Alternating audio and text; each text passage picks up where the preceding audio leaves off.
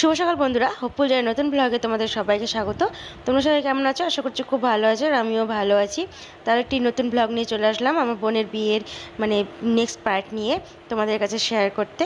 তো দেখো, আমি সকাল থেকে ব্লগটা স্টার্ট করছি, কারণ বুনুর বিয়ের নিয়ম শুরু হয়ে গেছে অলরেডি সকাল থেকেই। তো এখানে আমাদের পুজো হচ্ছে, এটাকে আমরা বলি ঘাটা পুজো বুঝি, রাস্তায় পুজো করা হয় নতুন কনেকে দিয়ে বা বরকে দিয়ে।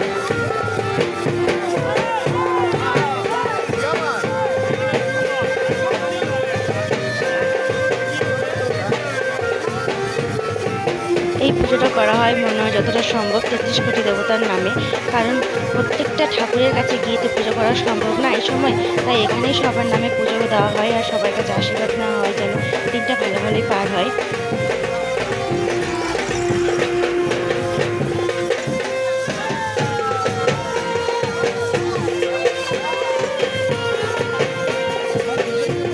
বোনের পুজো দেওয়া প্রায় এখানে শেষ। আমরা এখন বেরোবো মন্দিরে মন্দিরে পুজো করার জন্য। তো বন্ধুরা দেখো, আমরা বেরিয়েও পড়ছি।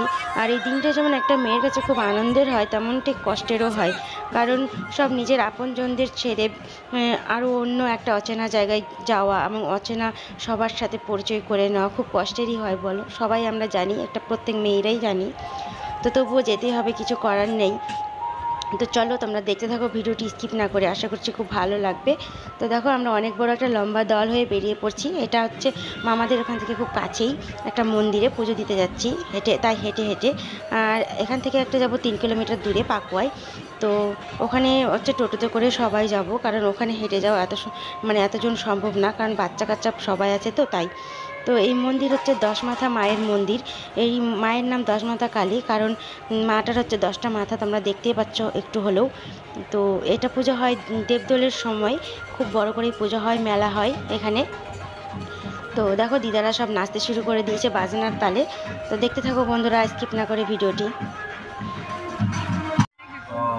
তো এখানে আমাদের পুজো দেওয়া শেষ, এখন আমরা রওনা দিব পাকুয়ার জন্য, মায়ের শ্যামা মায়ের মন্দিরে পুজো দেওয়ার উদ্দেশ্যে।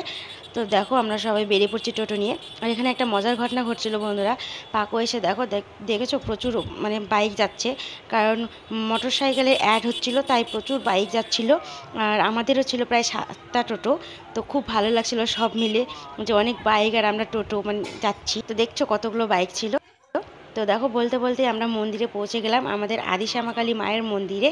এখানেও কালী মায়ের পুজো হয় অনেক বড় করে দীপাবলির সময়, আর প্রচুর প্রচুর লোকের সমাগম হয়। দেখছো মন্দিরটা কত বড়, প্রচুর পাঠা বলিও হয়, খুব খুব বড় করে পুজো হয়। এই মা হচ্ছে আমাদের জাগ্রত মা। তো এই জাগ্রত মায়ের কাছে এসেছি আমরা পুজো করতে। বোন এখানে এখন পুজো করবে, এটাই নিয়ম, কনেকে দিয়ে পুজো করানো হয় যে কোনো জায়গাতেই যাও না কেন। তো এই মায়ের কাছে যেটা দেখছো মূর্তি, এটা কিন্তু আমাদের মায়ের মূর্তিটা না, এটা হচ্ছে একটা ছোট মূর্তি রেখেছে। যেটা আমাদের আসল মায়ের মূর্তি, সেটাকে পুজোর পরের দিনেই ভাসিয়ে দেওয়া হয়।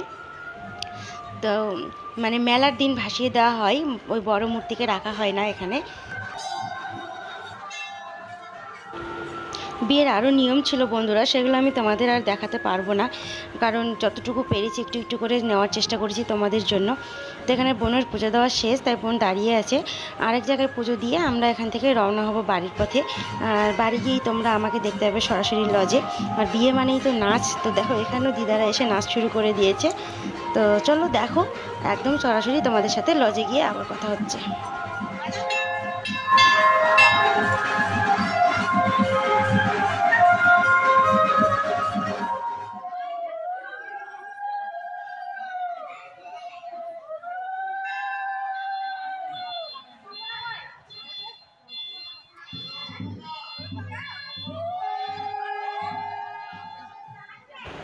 তো দেখো বন্ধুরা, আমরা চলে এসেছি লজে, আর বোনও রেডি কোণে সেজে।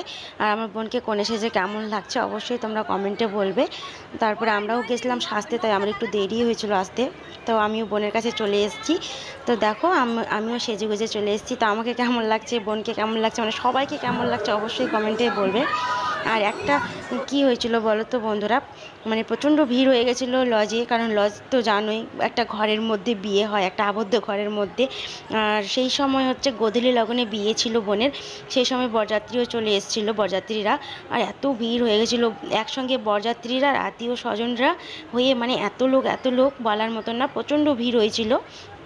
তো দেখো আমার বোন মুচকি মুচকি হাসছে, কারণ আমাদের জামাইবাবু ঢুকে গেছে লজের মধ্যে, তাই। আর তারপরেই দেখো আমার মামার গেস্টদের সাথে ছবি তোলা হচ্ছে বোনকে দিয়ে, কারণ বোন মানে কনের যেটা নিয়ম বিয়ের সময় শুধু ছবি তোলা আর ছবি তোলা, সেই কাজ শুরু হয়ে গেছে বোনের সাথেও। তো চলো এখন একটু ঘুরে আসি বাইরে থেকে। যে এটা যে দেখতে পাচ্ছ এই গেটটা, এটা হচ্ছে খাওয়া দাওয়ার জায়গা বলতে এটাও ঠিক না, এখানে হচ্ছে বুফে সিস্টেম করেছিল। এখানেও একটা জায়গা ছিল খাওয়া দাওয়ার জন্য, আর একটা ছিল লজের ভেতরে, এটা হচ্ছে বাইরে। এখানে ছিল ফুচকা, জিলিপি, আর হচ্ছে মানে ভাতও যদি যারা খেতে চাইবে তাদেরও জন্য ছিল।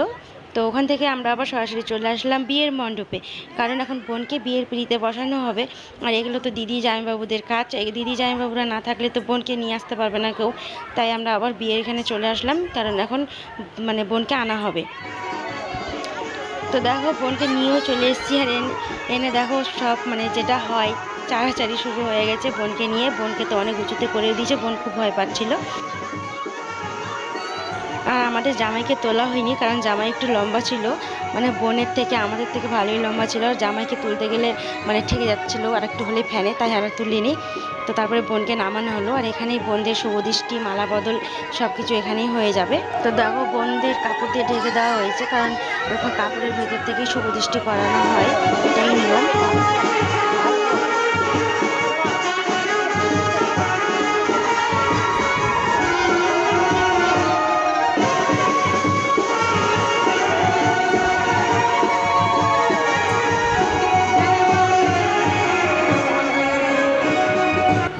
বোনেদের শুভদৃষ্টি মালাবদল হয়ে গিয়ে বিয়ের পিঁড়িতে বসানো হয়ে গেছে, এখন বিয়ের কাজ শুরু হবে বোনেদের।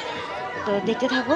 আর এরপরে আমরা যাব খাওয়া দাওয়ার জায়গায়, মানে খেতে, যার জন্য আর মানে সিঁদুর দানের পর্বটা তোমাদের সাথে আমি শেয়ার করতে পারবো না। আর দেখো আমরা দুই বোনই সেজেছি প্রায় একই রকম, তো কেমন লাগছে এটাও বলবে অবশ্যই আমাদের দুই বোনকে।